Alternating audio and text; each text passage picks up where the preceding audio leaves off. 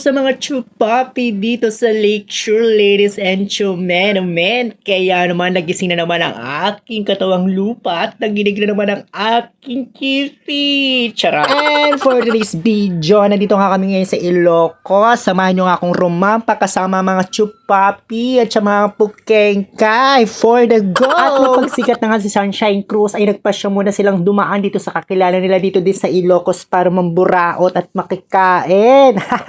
Uy, charot lang. Maraming salamat din po kay Madam na nakaluwag-luwag sa buhay. Wow. At na namin makikain kala Madam. Ready na kami. Nandito na kami sa Ilocos Norte para mag-start ng aming mga activities for today's video. Wow. At bago namin i-start ang aming activities ay dumaan muna kami dito sa Poway Church. Bago mahuli ang lahat, kailangan ba dito i-try kapag pumunta ka ng Ilocos Norte ang tinatawag na sunboarding? Okay na, kung di ka pa nakakapunta ng Dubai, ang Habibi, come to Ilocos Norte. Hanggat hindi nagagasgas ang iyong kifi, unlimited sunboarding yan At ang isa pa dapat yung i-try, mga pilingera, ang 4x4 adventure. Ito talaga mahalog talaga ngayong kaluluwa.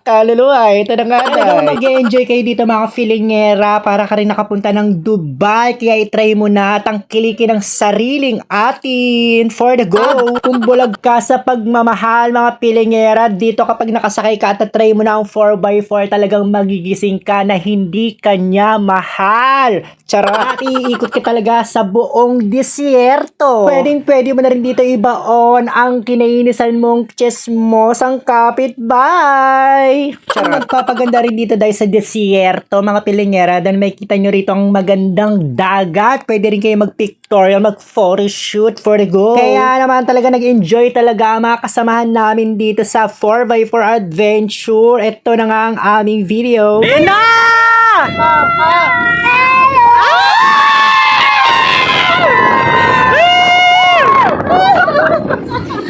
Pagkatapos nga namin mag-sand dunes 4x4 mga filingera, dito na naman tayo sa Pagudpod Arc. Kaya papasukin na natin ang Pagudpod. At para makita naman ang nagagandaan at naglalakihang mga windmills. Kaya naman isa to sa pinakamagandang puntahan guys, ang Ilocos, dahil napakaganda ng kanilang view at ang ganda ng kanilang mga daan. At kahit saan ka tumingin mga filingera, makikita mo talaga ang naglalaki at nagagandahang mga windmills. Nandito na rin tayo sa Bangi, Bulacan. Charot! Nandito tayo sa Bangi. Ayan ang Ilocos. Papasukin na natin. At bago ang lahat, mga filingera, nandito tayo. Pupuntahan muna natin ang Malacanang of the North. At syempre, kailangan kong makita si Sandro, my lover na yung Sandro. Shoutout sa'yo, Sandro. Buntis ako, panugutan mo ako. Eto mga pilingera, kailangan nyo tong matry. Kung pupunta kayo ng Ilocos Norte, ang kanilang mangga at bagoong super sarap talaga. Naka-4 na cups ako. Ay, tinalo ko pa talaga ang buntis, Talaga nag-lay talaga ako ng for the go. Super sarap. Shoutout kay ate. Super yummy talaga with love. At isa pa, itry nyo din ang kanilang scramble. Napakasarap talaga ng scramble. Parang may magic sarap. Charot. Super yummy talaga. Super love. At pagkatapos nga namin pumunta ng Malacanang of the North, biguman ako magkita kami ni Sandro, my love. At ito na si Madam Melinda na malengke na nga siya para sa kanilang dinner later. Super sariwa ang kanilang mga isda at super yummy talaga with love. Pagkatapos nga mamalengke ni Madam Melinda, ayan, papunta na natin ang Windmill Bangi. Ayan, napapasukin na natin. Ayan, naglalaki ang mga windmill. Super ganda. Kaya lang guys, super init talaga ng Ilocos.